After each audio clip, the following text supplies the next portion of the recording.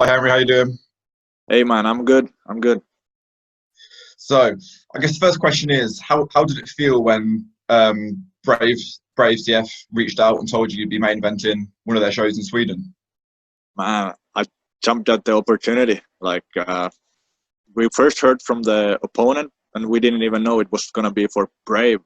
And then when I heard that one, I was like, it was just an added bonus. It was, I couldn't believe it. So I'm excited. Did you know much about Brave before you got the call? Yeah. Of course, I've been watching their fights and them putting shows all over the world. So it's a worldwide organization, and that's something new for me. So And how much notice did you get for the fight? Was it just a few weeks? around 4 weeks, so was pretty good. Do you think that's giving you enough time? Obviously, it's uncertain for everybody. Is that giving you enough time to prepare and to get in the best possible shape, do you think? Um, of course, it's not ideal, but we had trained pretty good prior to that, so I don't think it's a problem at all. Actually, like and now, like I feel like I'm pretty fresh, and because I didn't have too much time to there's only so much you can do in 4 weeks. So I'm feeling like healthy and ready and fresh for the fight. So it might actually be a good thing. So, what's your training situation been like over the last few weeks? Obviously, it varies country to country, depends on who you're talking to. Um, like last 4 weeks, it's all already been pretty much back to normal in Finland. So uh, it's been pretty good. Like I was able to get in some sparring rounds for the next 3 weeks. So it was good, man. Okay, for those who don't know, could you just give us a bit of background on your mixed martial arts journey so far? It's been like a decade now for me. So I started out with grappling, BJJ, and submission grappling, and then slowly got into MMA. And now I've been fighting pro almost 5 years now. So So, how did you first get into grappling right back at the start? um, I actually I was watching the one of the reality shows that was about MMA, and then that kind of got me excited. And then there was the gym I still train at was just opening up at that time, and so I signed up for them the first day and been there ever since. So just got hooked. That's quite unusual for a lot of guys to be at the same gym they initially arrived at. What is it about the atmosphere there that you like? Why do you think you're so well Uh, suited to that environment? it's still relatively small gym, so I think it's the family atmosphere, and I got such a good relationship with my coach, so I wouldn't change it for the world. Like I've still been training all over the world with some of the biggest gyms and with the best fighters in the world while I've been traveling. But it's always nice to come back home to Finland and train with my team and my coach. And when you're in Finland, is it one of those camps where everything is geared towards you rather than in some of the bigger gyms? You hear lots of stories about everybody's trying to improve everybody else. When you've got a fight coming up, is it one of those cases where actually all the energy goes into making sure that you're ready? Yeah, it's pretty small group we have of fighters, so we have to help each other out. So whoever's got the fighting next, then we're all gonna be there for him or her, because otherwise it wouldn't work. So you just said that you started off as a grappler. Why did you make the decision to move over to MMA full time once you were done grappling? It was just felt natural. I kind of wanted to test my grappling, in a real fight. So, and this was around almost 10 years ago. So I think back then the grappling itself wasn't that big. So the way to go was all the grapplers moved to MMA, and that's what happened to me. What's the MMA scene like in Finland? It's not one of the, obviously you hear that MMA is popular across Scandinavia and getting more and more popular, but you don't hear really much about Finland specifically. What's the scene like there? Is it still very much in the early days?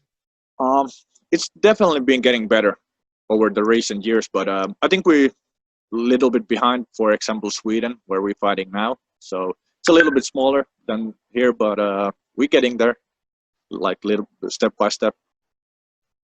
So on Saturday night, you're facing Louis Glismann, really talented guy. I was saying to him earlier, he got his last fight in September of last year.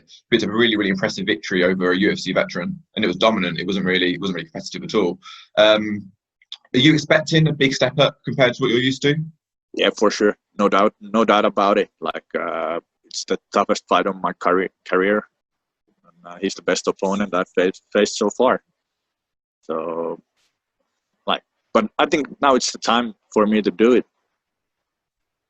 Are you a guy who likes to study your opponents lots, or do you like to focus on yourself mostly, then sprinkling the odd thing towards them occasionally?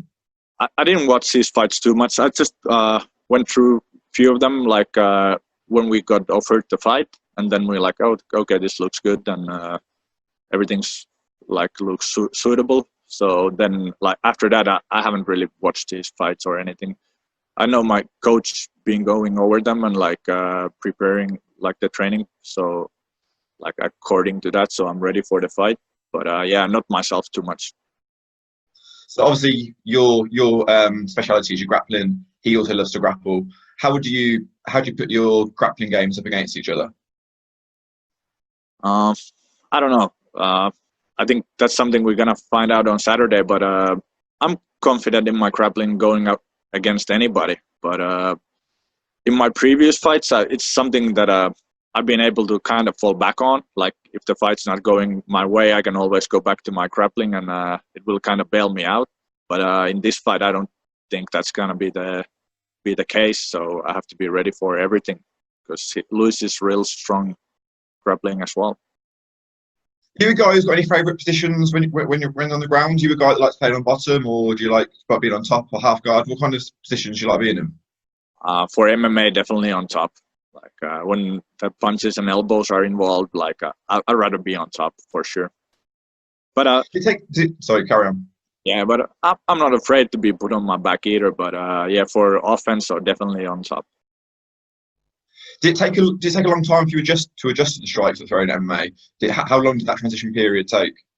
Yeah, in the beginning it was difficult, because I basically had my first couple MMA fights without any striking training or anything. So it was difficult in the beginning, but then after a few fights, we kind of adjust my training for MMA, because before that I was just training grappling, even though I was fighting MMA as well. So obviously that's not too smart, but we still did it. So when I was speaking to Louis earlier today, he predicted a TKO finish. Have you got any kind of prediction at all for the fight?